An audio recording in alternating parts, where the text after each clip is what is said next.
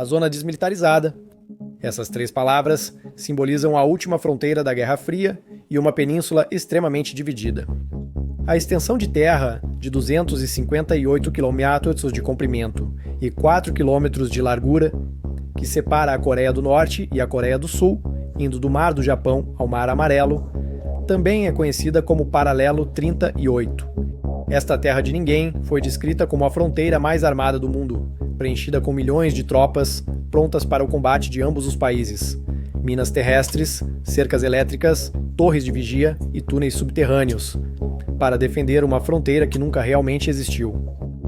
Para o norte, China e Rússia barricam uma nação já isolada, e para o sul, o aliado dos Estados Unidos da América, Japão, mantém a Companhia da Coreia do Sul inclinada para o oeste. A localização geográfica é perfeita para um impasse entre potências opostas, sendo assim por mais de 70 anos. Por isso, imaginar a Península Coreana unificada parece insano.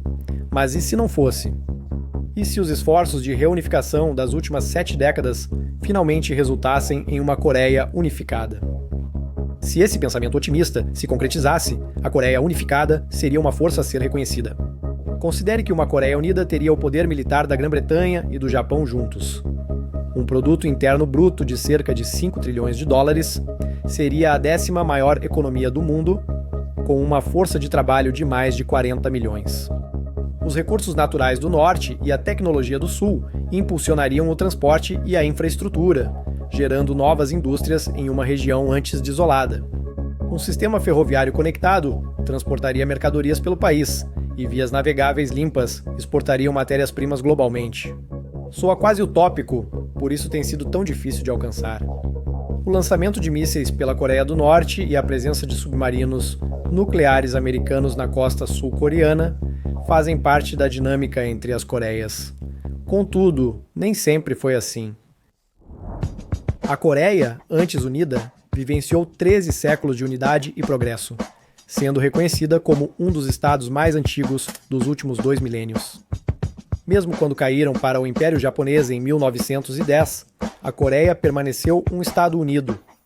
Somente após a derrota do Japão na Segunda Guerra Mundial, em 1945, a Coreia foi entregue aos soviéticos e americanos como parte do acordo de rendição. O novo território foi dividido ao longo do Paralelo 38, com o norte apoiado pelos soviéticos e o sul pelos Estados Unidos da América.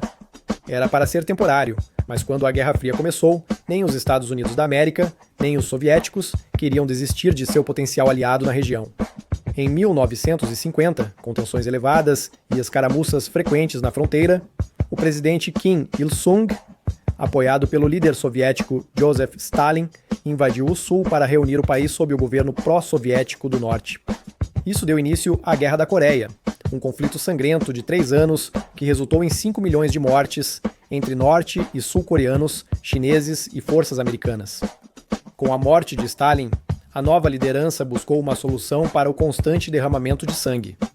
Um armistício foi assinado em 1953, criando a Zona Desmilitarizada, uma separação de facto que permanece até hoje. Isso significa que a Coreia do Norte e a Coreia do Sul estão tecnicamente ainda em guerra, mas sem intenção de se envolver em batalha ativa por enquanto. Com este frágil equilíbrio, Norte e Sul partiram do mesmo ponto econômico e social, mas seguiram caminhos drasticamente diferentes.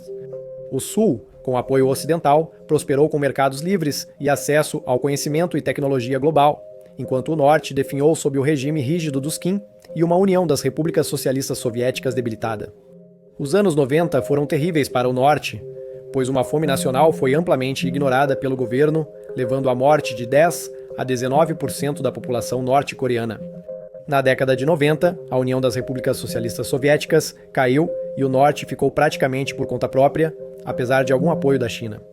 Em 1992, o produto interno bruto da Coreia do Sul subiu de 41 milhões em 1950 e 3 para 355 bilhões de dólares. Em comparação, o produto interno bruto estimado da Coreia do Norte cresceu bem menos, atingindo apenas 12 bilhões de dólares em 1992. Isso, aliado a esforços fracassados de ambos os lados para resolver problemas ao longo dos anos e a traição da Coreia do Norte, a declaração de desnuclearização de 1992, assinada por ambos os países, nos levou às Coreias que vemos hoje. Nem o Norte nem o Sul estão prontos para mergulhar totalmente em um processo tão complicado como a unificação. E quando você considera os papéis do Japão, China, Estados Unidos da América e Rússia, as coisas se complicam ainda mais. Isso não significa que o Norte e o Sul nunca se unirão. Afinal, está na Constituição deles. A reunificação é o objetivo final, mas há muitos obstáculos no caminho. Para a unificação se tornar real, muitas peças de xadrez teriam que se encaixar. O mais fácil de imaginar seria o colapso total do Norte. É uma fantasia, mas o colapso total da Coreia do Norte seria um evento altamente complexo e imprevisível, com diversos cenários e desfechos. Uma combinação de fatores como turbulência econômica, fome, surtos de doenças, levantes internos ou pressão externa, como o abandono de apoio da Rússia e China, poderia virar a nação de cabeça para baixo. O colapso significaria que Kim Jong-un e seu regime seriam o principal alvo da frustração dos cidadãos. Países derrubando seus líderes não é novidade. A frustração interna, com as políticas opressivas do regime e as violações dos direitos humanos, pode atingir um ponto crítico, levando a uma revolta em massa dos cidadãos exigindo mudanças e o fim do governo da família Kim. Se Kim Jong-un não quiser acabar como Muammar Gaddafi, ele se renderia. Por outro lado, os norte-coreanos não têm os fatores unificadores da Primavera Árabe, como redes sociais, notícias honestas e a troca constante de informações ou pensamentos livres. Há uma razão pela qual não houve tentativas de rebelião significativas sob o governo de Kim Jong-un. A mão de ferro sobre os cidadãos da Coreia do Norte torna quase impossível iniciar um movimento, e então há a brutalidade. Tal levante provavelmente seria recebido com violência extrema, o que ninguém quer. Um colapso econômico pode ser mais provável.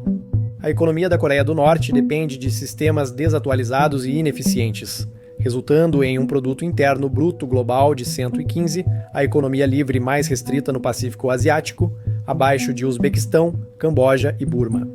Uma recessão econômica grave poderia causar pobreza generalizada, escassez de alimentos e crises humanitárias, forçando o governo a retomar o controle ou permitir a intervenção do Sul para se salvar.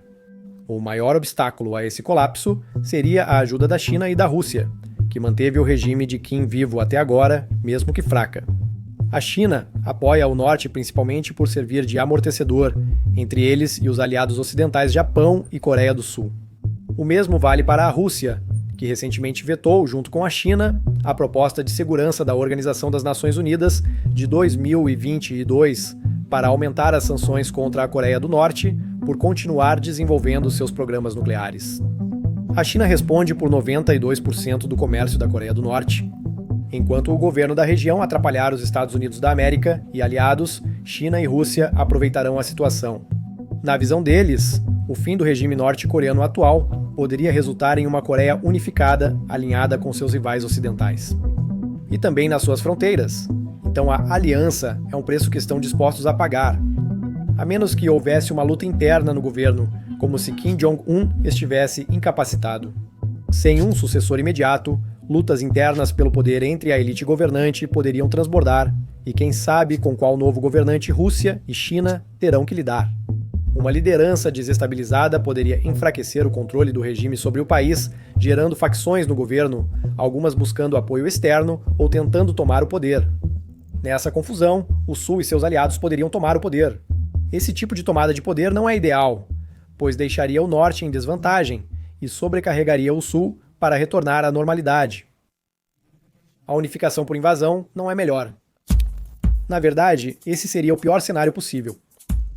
A Coreia do Norte está fortemente armada, e qualquer invasão vinda do Sul enfrentaria forte resistência e baixas inimagináveis. Assim, o melhor caminho para a unificação seria um processo lento e consistente, com muito diálogo e compromisso de ambos os lados. E aqui é onde as coisas se complicam. Qualquer unificação moderna teria que ser liderada pela Coreia do Sul, pois o Norte não pode absorver de forma competente a gigantesca estrutura econômica, social e política do Sul. Isso implicaria que Kim Jong-un e seu regime teriam que abdicar de um enorme poder, ou formar uma liderança conjunta visando um único governo. Isso implicaria em uma postura mais flexível, quanto às políticas isolacionistas, em troca de evitar sua prisão e possível processo, o que certamente causaria uma comoção internacional. Mas mantenha os esforços para a reunificação em movimento. Além disso, a Coreia do Norte teria que abrir mão de seu maior trunfo, a capacidade nuclear. E isso não será simples. Afinal, é o seu maior ativo. Eles têm quase 60 bombas nucleares, uma coleção de mísseis de curto e longo alcance e estoques de 2.500 a 5.000 toneladas de armas químicas. É o principal motivo das severas sanções internacionais e da forte presença militar americana na região. Por isso, a Coreia do Sul abriga a maior base militar americana no exterior, Camp Humphreys. Mas se o Norte cumprisse suas promessas de desnuclearização, a presença militar dos Estados Unidos da América seria desnecessária, eliminando as preocupações da China e da Rússia e aliviando a tensão com o Japão. Em troca, a Coreia do Sul precisaria adotar uma postura política neutra, enfraquecendo sua aliança com o Ocidente, pois uma Coreia pró-Ocidente irritaria a Rússia e a China, gerando uma nova ameaça. Isso poderia até forçar ambas as nações a invadir o Norte antes da conclusão da reunificação. O Sul também teria que arcar com o alto custo econômico de desenvolver a infraestrutura e atualizar tecnologicamente o Norte, similar ao que a Alemanha Ocidental fez pelo Leste. Gigantes sul-coreanos como Samsung, Hyundai, LG e Kia ganhariam uma fonte imediata de mão de obra acessível e recursos brutos, enquanto os nortistas, trabalhando para essas empresas, aumentariam significativamente sua renda per capita. Essa colaboração tornaria a Coreia unificada a 7ª maior economia mundial até 2050. A Coreia do Sul também se beneficiaria dos 1,1 milhão de soldados prontos para combate e 7,7 milhões de reservistas que seriam absorvidos em um único exército, criando uma força que combina a atual classificação militar global da Coreia do Sul em 6º lugar e da Coreia do Norte em 28º. Porém, com uma Coreia unificada, não seria mais necessário o recrutamento obrigatório que existe atualmente nos dois países. A economia teria novo impulso de jovens trabalhadores, à custa de soldados. Embora tudo isso pareça alcançável, um dos aspectos mais difíceis da unificação seria ensinar um público dividido a pensar como um só. Este pode ser o maior obstáculo. Dos 33 mil desertores norte-coreanos que vivem em Seul hoje, muitos relatam a discriminação como a principal razão por trás da falta de oportunidades de emprego e avanço social. Os norte-coreanos são menores, têm sotaques distintos e são alvos de preconceitos do Sul. Ficou tão ruim que alguns desertores retornaram ao Norte. Os nortistas também precisariam aprender a prosperar em um mercado livre, com competição acirrada e menos intervenção governamental em suas vidas diárias. Isso por si só levaria décadas. Não é de se admirar que o público sul-coreano seja cético quanto à reunificação. Uma pesquisa de 2021 descobriu que, enquanto 56% dos sul-coreanos sentiam que a unificação era necessária, eles achavam que deveria ser adiada até que as circunstâncias melhorem. 25,5% nem consideravam essa possibilidade e preferiam as coisas como estavam. Na verdade, apenas 12,7% achavam que deveria ser feito o mais rápido possível. Considerando todos os obstáculos, a reunificação soa como uma grande piada. Mas era o mesmo pensamento nos anos 60 sobre a queda do Muro de Berlim, e a união do Vietnã do Sul e do Norte era inimaginável no final dos anos 50. Talvez a ideia de uma Coreia unida não seja tão absurda quanto pensamos. Diálogos diplomáticos contínuos e uma postura mais branda de ambos os lados podem transformar essa ilusão em um milagre moderno. Afinal, coisas mais estranhas já ocorreram. Grato por assistir.